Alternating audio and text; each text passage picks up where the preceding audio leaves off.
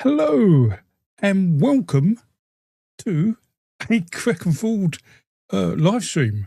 Hello, everybody. Hello, Susan, Lindsay, David, regulars, Diesel, Esmil, as always. Sean, welcome. I hope all is well and everybody's having a good time. I have to apologise for not being around too much. It's been a chaotic week, which I will explain, but I found out some very interesting things I want to share with you. Some news on mythology and history, which I want to share. I can give you updates on the book, updates on the database, because many things happening there. And book, website, and dragons. Yes, rain serpents. How could I not know that? Hello, Queen Lucy 4. So, yes, the dragon stuff. So, I must admit, the best thing about writing a book, so if you don't know, and I hope you all do, that I am, hello Aidan, I'm trying to write a book. Well, I have written a book. It's done, but I'm just making edits, so go reading it all through once before I give it to the publisher, which is taking ages. But I'm finding it enjoyable, which I don't know if that's a good thing or not. So hopefully you all will if you ever buy it. But what's been really fascinating about writing a book is it's allowed me to catch up on loads of things I'd forgotten I knew. And I have touched on some of those. So if you're a YouTube member or a patron, you'll see, or I post some things sometimes, and I can go over some of those about magic and how people perceive the world. Hello, Mike. And when people thought the world was alive, so to speak, as well as other magical things and all sorts of things about death and and more exciting things like the Earth Diver. So where shall I start? There's a few of us here. I've been on for about 5 minutes, so let's start. I have written notes as well because I'm so unorganised today. So yes, the book is running. If you're interested, oh, hello Helen, good to see you. Hope you're well. The book is at about 95,000 words without an index. I have cut it down from about 120,000 myself to save the publisher doing it. So I can talk about the memberships in a second. But yes, so that's where we are. And I'm just correcting that now, and I'll go over some of the things in it if you're interested. So in terms of YouTube membership and Patreon membership, so YouTube is a bit harder than Patreon to put things up there, but I do share a vlog most weeks. So if I don't vlog, I tend to do a live stream. If I don't do a live stream, I'll give a vlog on saying the research has been going on over the last week. I do try and share news and the like. Although what I've tried to do is to put that all on crackandforward.com. So if you're not familiar with that, and I'm, can I? Yes, I can do that. So, oops. My children call me Crek, and so Crek pops up when I type Crek, it doesn't go to Crackavold anymore, which is a pain. So right, so if I go to I'll do that. Let's do a window. Here we go. So this is crackavold.com. I don't have a Substack, unfortunately. I haven't got really time to write so much. But Crackavold, it will take you to the focal database and the YouTube channel. But if you scroll down, it will give you the latest news. And I try and update this every couple of days. So we go over this in case you're not aware of some of these things going on. 8 infants found at Catalhoyuk. What's interesting about Catalhoyuk is they tend to bury their bed. They tend to bury their dead underneath their houses. So what that means is that the ritual behaviour we see is that if your grand dies or whatever, you just bury them under the floorboards in effect. What's interesting about these 8 children they found, all really young, under 6 months old, they've been buried in an external building, and it's a later building as part of causal work. So it shows that there's potentially a change going on in the belief of how to treat the dead, or this is potentially treating the dead of the very young very differently. So yes, it's interesting. If you go to the article, I think they've got a plan of the building and the like. So yes, I thank you for your kind words, Adam, and the issue 10. The 11,000-year-old stone sculpture, that from you've probably seen that around a number of places, where basically it's a big head on a sort of leopardesque body found at Callahan Tepe. Callahan Tepe is about the same age as Göbekli Tepe. It looks slightly different because it's been excavated slightly differently, so there are different rooms available. There tends to be more circular rooms in Göbekli Tepe. Callahan Tepe's got some larger areas, some really interesting areas as well. But they've found this piece, which is quite interesting. Was there anything else? The dragon tomb is quite interesting. So 4,003-year-old tomb yields earliest clear dragon phoenix pairing in northern China. Now, what I may be able to do, I don't think I'll be allowed to give you an advanced viewing of the book, but I have a picture I hope I can show you where there's in a Chinese tomb dated, I think it's about 4,600 BCE. They have found a body in a tomb, and either side of the body are two animals built of shells. One may be a bovine, it's hard to say. The other could be a dragon. Obviously, they didn't label the dragon, so we can't tell for sure. But if you see a picture of it, it would make sense. So I can't even find my sort by date modified. There we go. Right. Let's see if I've got a picture, because I put a picture of it in the book. It's so to show you. Yes, there we go. Let me wake that up on the screen. So if I remove that and not stop screen, right. I really need to get a course in how to use a computer a little bit. Right, so there. This is a picture of the tomb in China. So about 4,600 years old. I want to say something like a place called Wan'a or something. So you see a body at the top and something that looks like a dragon. Where I don't even see my mouse. Where that is, which is I think it's a dragon. I don't know what you all think. You think that's a dragon?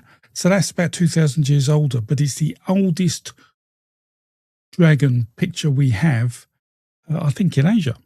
So in terms of, that brings up all sorts of questions like, what is a dragon?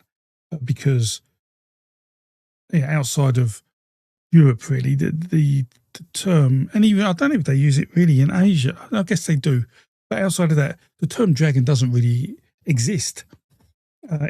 What you just have to define what a dragon is in terms of looks and habits, and like it's associated with water. It maybe has a odd bits of body to it and things. Vladimir Pop wrote a really good basis of it, which I think Julian Dehu made in his book. He's got a book out called Dragon, which is his research into it. It's really very interesting. And this could lead us up to the rain snake. So this is well done for however we're getting here. So Dehu, French mythologist, he calls himself, studied these dragons and tried to work out where the stories came from. And he suggests that, and it's something I've made in a video, although the video is quite old and slightly out of date, that the rainbow serpent of Australia could well be inherited from the rain snake of southern Africa. Now, the rain snake of southern Africa is a strange beast, and there's different things for it. I think the name is something like in Zam, like I can't even do it. It's like a click cow sound, which means like a rain monster. Would the phoenix and dragon be male or female? That is a good question, Helen. No idea. No idea. I don't think. I mean, if you actually see the real archaeology photos, the shells are so joined together they lose a lot of detail. But if you think about it, imagine the African plain. Imagine standing back and see the whole African plain, no mountains or anything, and rain clouds a few miles away, and it's raining really heavily. Yeah, picture that. You like, so it's clear where you are, but a long way away you can see rain clouds, and hopefully many of you can imagine seeing rain clouds a long way away. And when it rains, you get these dark plumes of rain. But when you're standing away, they look like legs. And so when you've got lots of rain clouds and all this rain coming down, it looks like these clouds have legs. And that was the rain monster, which is a really incredible piece, thing to imagine how people associated with that. And you had to be in a landscape that was big enough to appreciate that. And this rain monster was also then associated with guarding waterholes, and you had to be kind at waterholes where there were serpents. One, because you didn't want to be bitten by a snake, obviously, but two, there's lots of folklore around it that you wouldn't be able to eat properly, or you'll be drowned or killed if you killed animals at the waterhole. So there's sort of an underlying piece of folklore that you don't kill animals at the waterhole or disrespect the waterhole, and all will be okay. But then I'll get another picture up. Let me work that there. Can I make that big? I can. Right. So what you have in South Africa is a picture. Hello, John. Is a picture of a snake. So let me work that out. This is found in cave paintings, and there's a few paintings, but very few have the snake as obvious as this. Now this is really faded in real life. If you go and visit, in fact, you probably can't even see it anymore. But this was drawn maybe 150 years ago. I think the original image was not, and notes were taken. In fact, I could probably give you a date. 1874-ish. So we see this, and what you may notice, or you may not notice, is on here there are people having nosebleeds. So up here, there's someone with a nosebleed, sit. And then if we look here, there's someone that could be potentially having a nosebleed. If you can see my mouse. And when I made the dragon video, we talked about it. We were sort of unsure what was happening, and there was a thought that it could be poison, and that the people eat poison, and that can thin the blood to make you have nosebleeds. Now, this picture is all happening underwater, apparently, and the lines represent sort of river animals and weeds and the like, and so people are swimming around so they can have nosebleeds. But what is interesting is that in 1874, I've actually found a paper called something like the Cape Gazette, where someone has written about this. And I'll read out what it says. It says, men with Reebok's heads, so I think they're antelopes' heads, so they're wearing ritual dress, and they call them Hokwe and Kanate, and the tailed men, the Owekwete, is hard to pronounce these, and I really apologise for destroying the language. The same men who I don't actually think speak that language anymore. They all speak Afrikaans, so I might get away with it. But anyway, these people live mostly underwater, and they say they tame elens and snakes. Now, I'm not too sure what elens are, but it looks like they tame snakes. And that animal the men are catching is a snake, and they're holding out charms to it. and catching it with a long ream, which is like a bit of oxhide to try and sort of tease it, like you would a cat in a way with a feather or something. Although it's probably somewhat more dangerous charming a huge snake like that. But you did what you did, right? So anyway, they're all underwater, and he says they're all underwater, and those strokes are things growing underwater. They are people spoilt by the dance, and then he says it's spoilt by the dance because their noses bleed. Kagan gave us the song of this dance and told us to dance it, and people would die from it, and he would give charms to raise them again. It was a circular dance of men and women following each other, and it is danced all night. Some fall down, some became as if mad and sick, and blood runs from the noses of others whose charms are weak. And they eat the charm medicine, and this is it, which is burnt snake powder. So, and when a man is sick, this dance is danced around him, and the dancers put both hands under their armpits and press their hands on him. I'm not sure how that works. And when he coughs, the initiated put out their hands and receive what has injured him, secret things. So in effect, they are probably dancing like this, and when he coughs, they look to catch his invisible poison, dark spirit, or whatever. And the initiated know these secret things are Ognque, which is Ognque, and the sick person is called Hang K. So, to have nosebleeds, you eat burnt snake powder, just in case you want something for Christmas. Could be worth getting if that's what you want. So, I found that, and that was really quite fascinating, I thought. So, right. Oh, right. So, okay. So I'll answer questions in a minute. So I don't know if anyone has any questions about the rain snake or anything. What I'll do, I haven't written about that in the book, but I can make a video on that later, because I haven't made videos for a while, and I'm really looking forward to making lots of videos. I've got lots of things going on, but I'll do that then. The other things going on for answered questions is the database.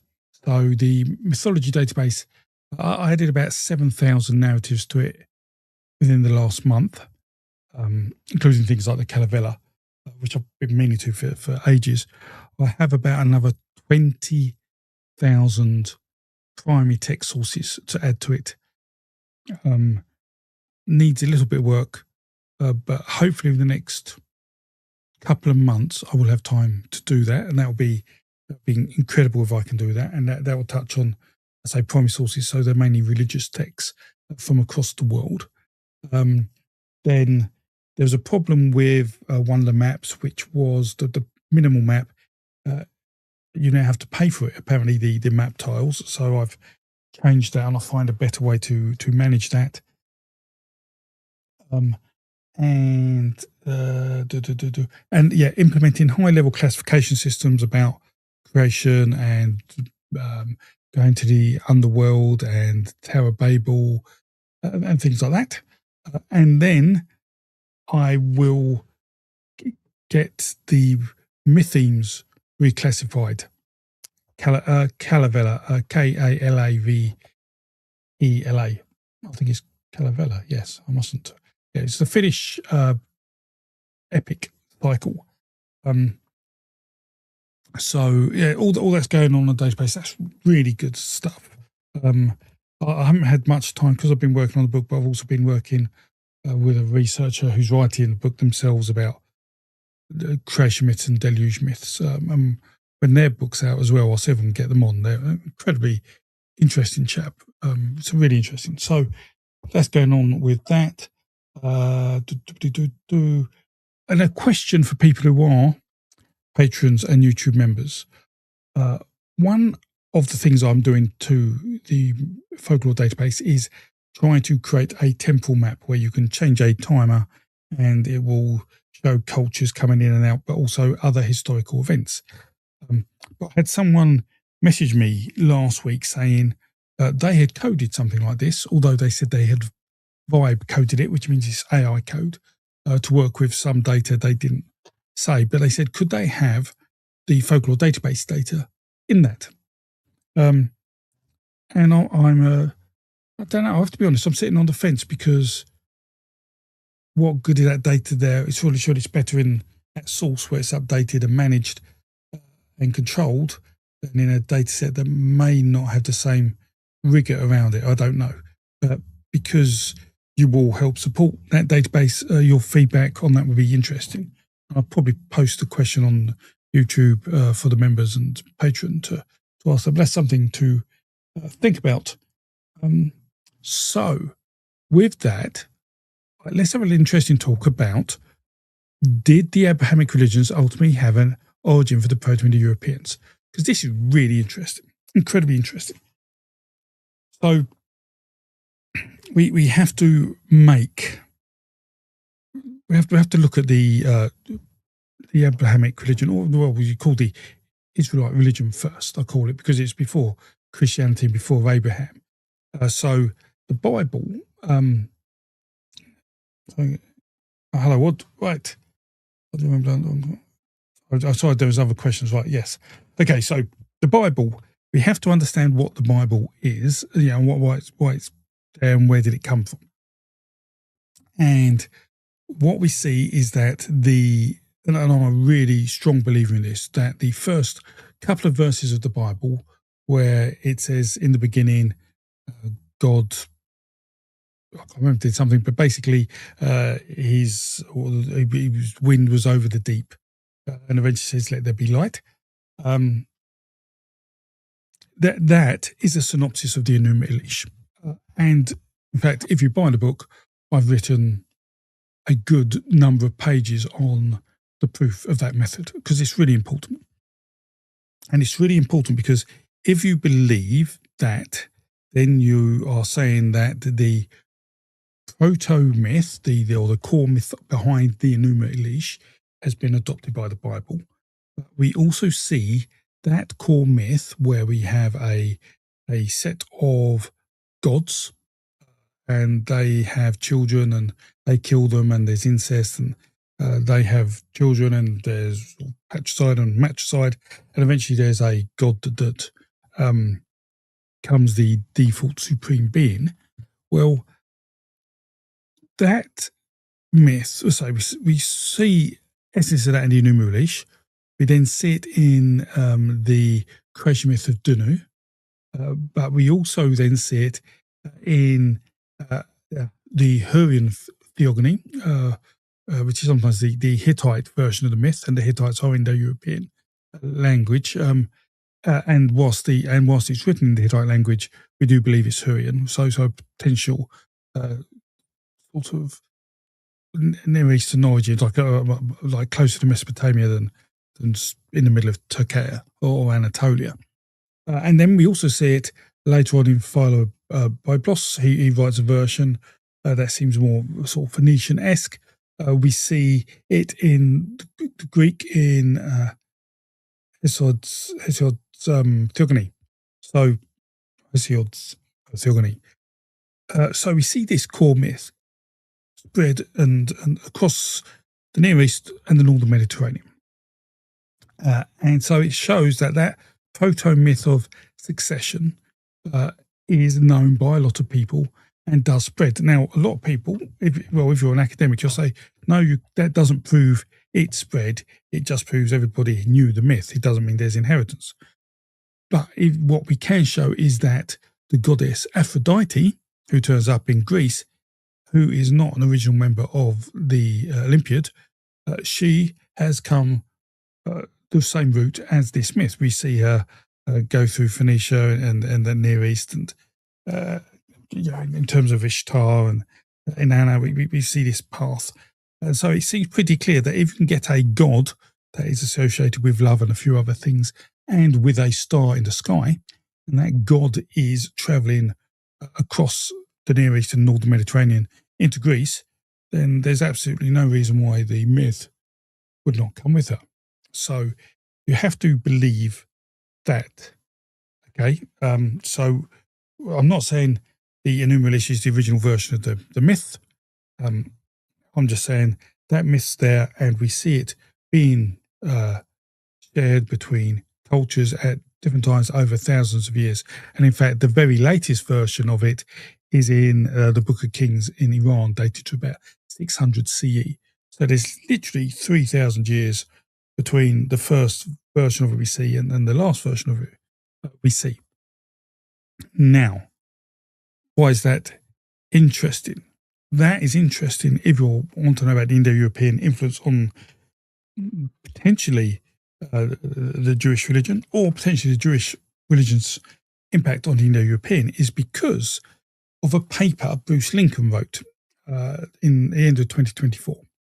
So in 1975, he wrote a paper called The Creation Myth of the Indo-Europeans. And there he showed that a number of myths around the Indo-European landscape, so regions where the Indo-European language was spoken, and where we have records of sacred texts, they all seem to have a myth that had some kind of similar sort of style. They had often a couple of people, one sacrificed the other, and that allowed the world to be created, or sometimes a city to be formed, and that person was often with a animal, a bovine. Now, that is interesting because what happened in 2024, because it was it was as perfect a paper as you could want, which was its problem, that everybody wanted it and thought it was a perfect paper, until Lincoln, rightly in 2024, it took 50 years, but he realised that actually wasn't the Indo-European myth of creation. And the Indo-European myth of creation, whilst what may not exist in the format, certainly I've been saying, he believes, and I will make a video about this next year, because I'm doing a lot of work on this on the side. Instead, it is more of an Indo-European myth of succession, much like there is a succession myth in the Near East. But the Indo-European one is where the Near East one tends to be divine, so we're talking about gods. The Indo-European one can either be one about creating the cosmos, and so and that happens when you're not talking about a king being replaced, but where they do talk about kings being replaced, and probably the best example Lincoln gives is King Halfdan, I think it is. Halfdan. There's a book. There we go. That tells the story. Now, he has an interesting life. So this Viking king goes onto some ice where some cows are, and the cows have released dung onto the ice, and the warm dung has melted the ice, so when the king comes along, falls through the ice and dies. And all his subjects want a piece of him to bury, because if you bury part of him, that will bring you luck. So everybody wants a piece of him, so he's chopped up, the dismemberment of a giant type thing, chopped up, given to lots of people, and his son, Halfdan's son, actually unites Norway. And so you have this success myth. And what Lincoln realised is actually many of these creation myths he tried to fit into cosmological creation and make sort of excuses for why they weren't a perfect fit, and putting it down to how myths change, were in fact just general succession myths fitting into what the society wanted at the time. So, and then when you look at things like the Book of Kings, which is in Iran, that's 600 CE, that was found by, I don't know if it's found by, it might have been Stig Wikander. He said it was an Indo-European myth, but he had lots of pushback on that, saying, no, there's no such myth in the Indo-European landscape. And then we see the succession myth in Greece, but that looks like to come from the Near East. But then you have the succession myth in the Hittite, which is an Indo-European language. So we've got all that going on, but then we get the big reveal, which is in 1960. I'm going to guess at 5. I can look it up if you want me to be accurate. 1 second. But let me see, because you wrote a paper about it, I believe, if I'm right. Yes, 65. He discovered a tablet of the Enuma Elish, 5th tablet of the Enuma Elish, which tells us that Tiamat is a bovine. It doesn't actually say outright. It never says outright what Tiamat is, because Tiamat basically means the sea or deep. But the descriptions are suggestive that to some it's a monster or serpent, but to others it's a bovine because the words used are udder and a particular kind of spittle.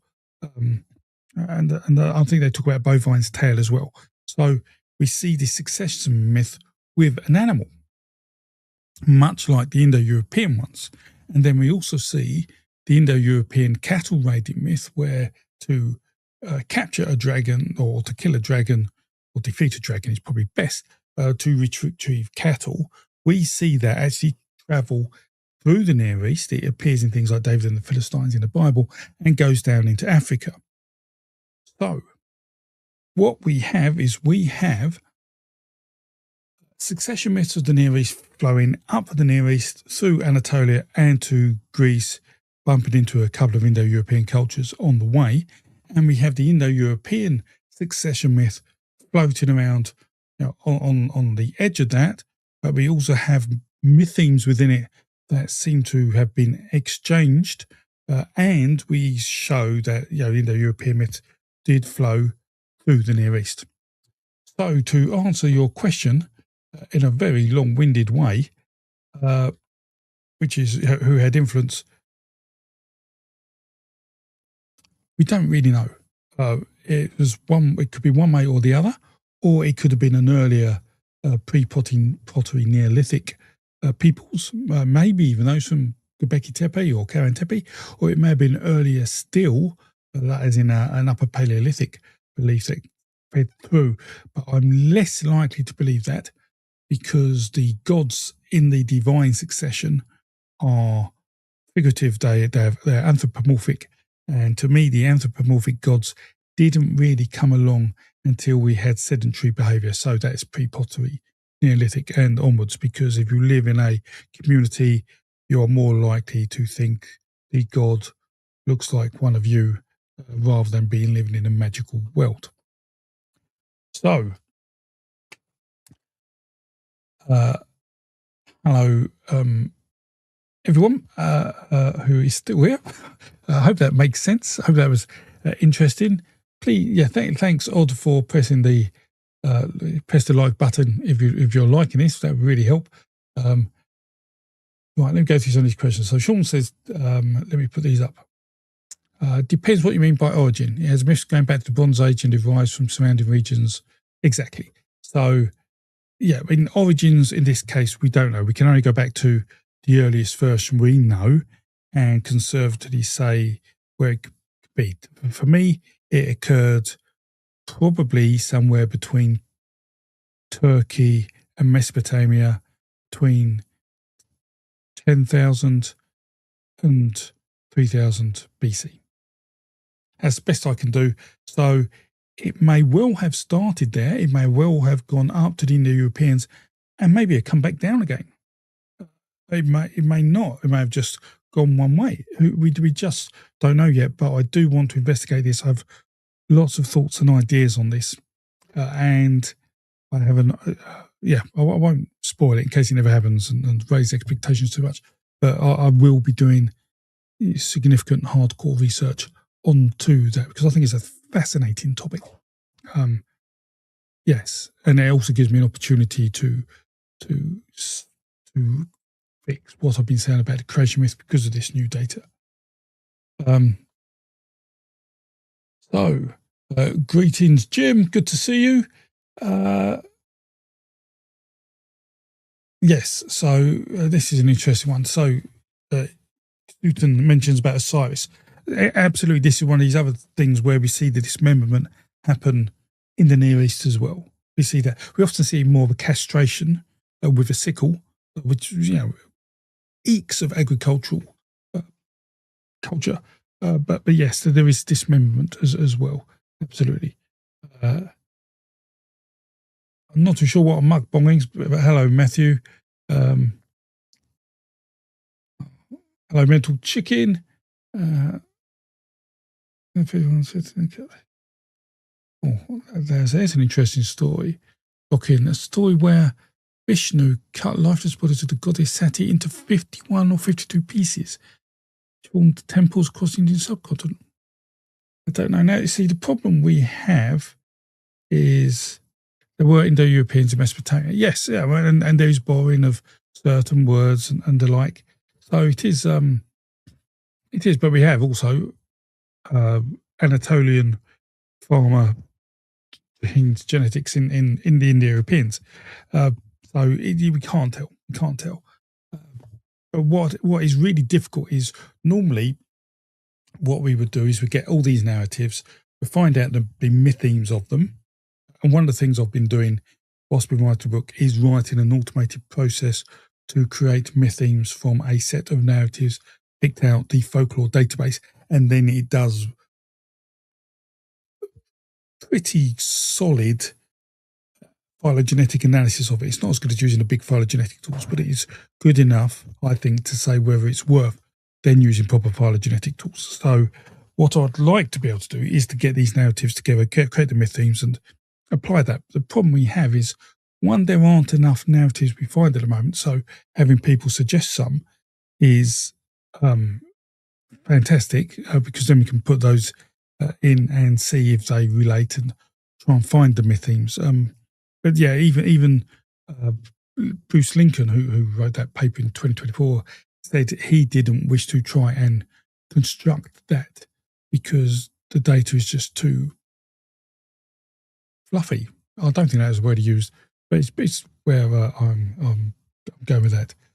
So, another question. John, your bookshelf is filled with wonderful facsimiles of ancient artifacts. Where do I go for nice Lion Man? My bookshelf is full with books that I've been using for writing the book. So, the Lion Man. Oh, yes, my Lion Man. I have a friend in a museum.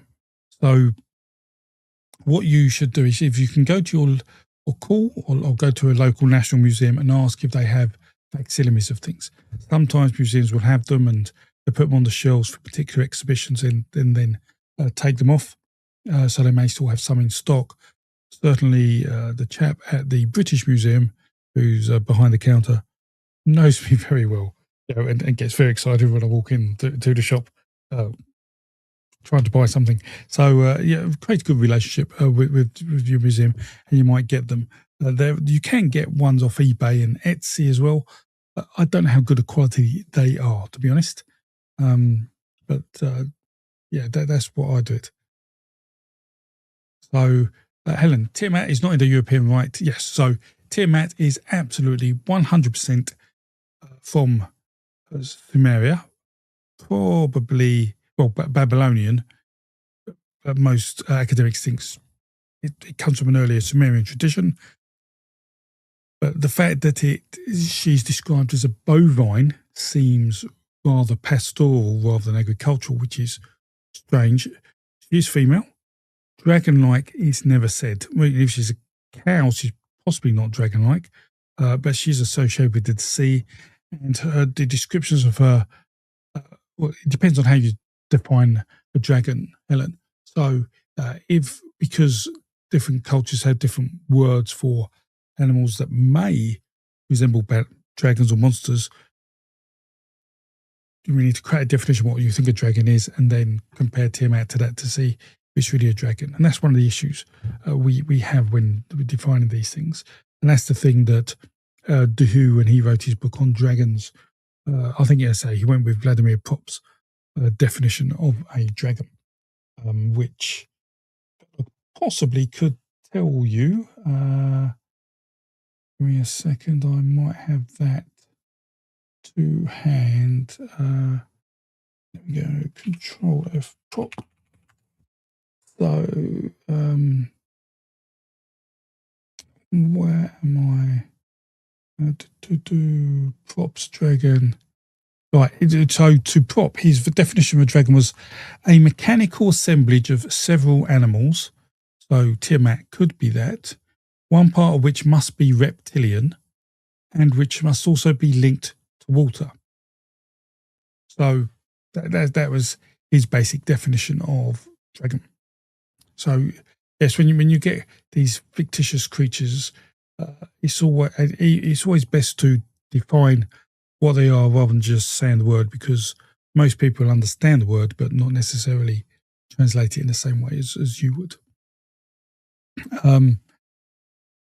So, Sean, Jim, my question is: did genetics show the gene mixing occurred and it was cultural? Yeah. So there's all sorts of questions about genetics and the mix, but certainly people moved all the time. We mustn't also forget that people moved all the time, and there's no reason why someone wouldn't move to the Near East if they wanted to trade or whatever, or even live there or have better farming. Someone may have preferred, perhaps with vegetarians, prefer the agricultural lifestyle to eating steak every day with the pastoral farming. Who knows? It's there's all sorts of reasons. So, yeah, I think more work needs to be done on that, and that will happen. Have I ever recorded a video about the Eleusinian mysteries? No, I have not. I don't think I am as well read on those as many other people to do that, to be honest. So David says, in Romania, there's a snake at a home who lives close to the house, which one should not harm as it brings luck and wealth. Oh, I wish Crow Hag was here. She may be able to answer that. Snake of the home. Not that I can recall. That's a great question. Worth a search in a folklore database.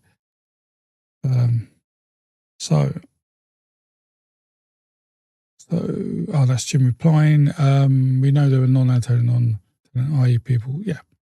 Okay, so all having questions between yourself.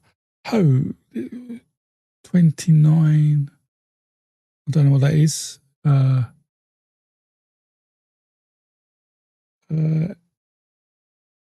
Yes, so in the Epic of Gilgamesh, the Bull of Heaven was slain by Gilgamesh. So we do see bovine sacrifice in the biblical stories as well, and in the Near East. The bovine, the bull had power. The bull was the most fearsome of animals. If you go to Sayburch, we see the oldest ever narrative carving showing a young man castrating a bull. So those things were absolutely fundamental. I guess I just have a natural bias. If I hear a story of the bovine, I feel it's more likely to be an Indo-European origin, but it doesn't necessarily mean that it has to be. Oh, she's not holding much. Right, so control of water. So Tiamat is controlling the deep. Absolutely, because that sea has to be managed. And whilst we don't necessarily see that in the Enuma Elish, we do see that in other traditions. So we see that in the biblical traditions where God fights Yam and Leviathan and the like, defeats the sea. Yam is sea. So we do see that battle taking place to overcome the sea and control the sea, which I'm not 100% sure what that means, whether that means people are trying to be better sailors or people get lost at sea a lot or the waves or just stormy weather. I'm not too sure, Helen, but it definitely was associated with water, not absolutely holding back all water in the Enuma Elish, but we do see other stories where the snake is sort of holding a tail. I don't know if Tiamat does that. I'm just trying to think what stories was I reading with that, and I can't remember. I've read so many dragon stories the last few months. but there are a fair few. Not these. The snake holding its tail isn't just a European thing. It is seen. I think it's possibly even seen in down towards Australia. I may be wrong, but yeah, it's fascinating that so many dragon, I want to call them things or attributes, are many places, but not all places. So when Dahu did his work, he did it on, I think, about 65 attributes, so 65 mythemes, just to make sure. So the oldest dragon stories we see from Africa have the dragon with human hair and holding a magical pearl, which may have had something to do with immortality, but certainly magic. So they're the oldest dragon stories. But if you looked for human hair and a magical pearl in European stories, you wouldn't find it, which is why he had quite a big set of data on that. So it's really interesting piece of work he did. Unfortunately, it's just in French, his book, which I don't know if it, but so you can buy it on Kindle. I don't know if Kindle has a translate on it. If Kindle's got a translate on it and you're interested in dragons, Julian Dahu's dragon book is well worth a read. And it pretty much, I don't know if it goes on the rain snake as much as I do. He does mention it. He does talk about the rainbow serpent bit, but not conclusively. I certainly didn't pick up on it. I mean, my French isn't brilliant. But it's really interesting, all the other parts about, from the dragons in Asia and Europe in particular. Although I don't think he went on about the princesses part of the Indo-European dragon, which I think Lincoln did a wonderful job on that. I still think that's probably pretty accurate. Lindsay, I had to build a dead wyvern, a Halloween cat skeleton pop, and then aquarium decoration. Well, there we go. Cool. I'd love a good dragon model. It's hard to find. I did see a flying dragon. I think it was maybe on YouTube or something. Someone had a flying dragon. Then I went to Amazon to look at it, and it was just ridiculously priced. So those sort of things, it fascinate me. So dragon holding water sounds agricultural to me. So it may have originated as an agricultural myth, yes, because of you've gone from praising the dragon to being a water controlling creature to now you actually need water because you've got crops.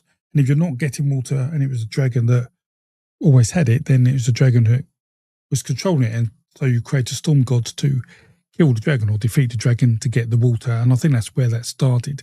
And so the dragon became controlling of valuable items, which is where, when it gets to the Proto-Indo-European early myths of cattle raiding, the valuable item goes from water to cattle. And so that dragon is no longer controlling water. So, as I said, I don't know how who really captured that. I didn't read that in that book. But as I say again, my French isn't brilliant, so I was more sort of skim reading it, picking up items here and there. So, yes, I don't know. It's fascinating. Right. Yeah. Oh, yes. That's the book. Mythology mondiale d'une myth. It's got a fair few papers out as well on the dragon. I think there's 2 or 3. Some aren't published as papers. Some you have to get from magazines, but they are there. So another question: does the god Mazda have any pi cognates? But the name, I'm not sure. In terms of it's complicated. So my understanding is Zoroastrianism did its best to remove the Indo-European polytheistic tradition from its own traditions.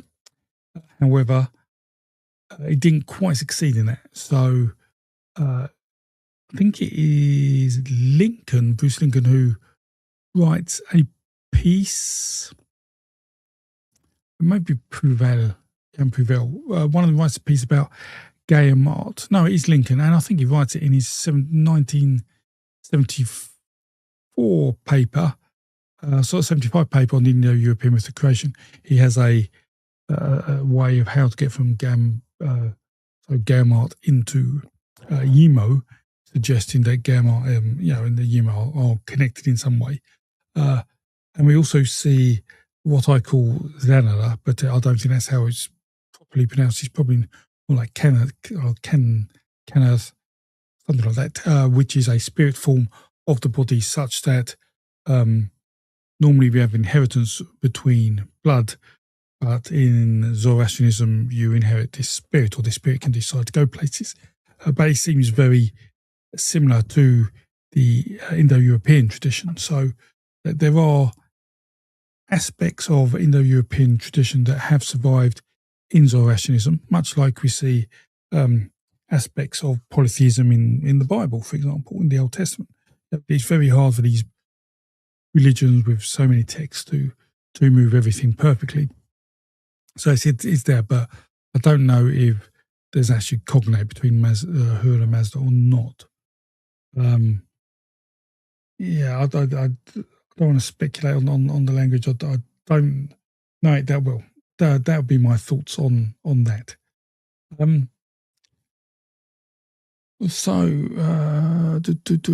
let me whiz down to questions. Right, so yes, that was just me saying hello, because you haven't seen my face for a while.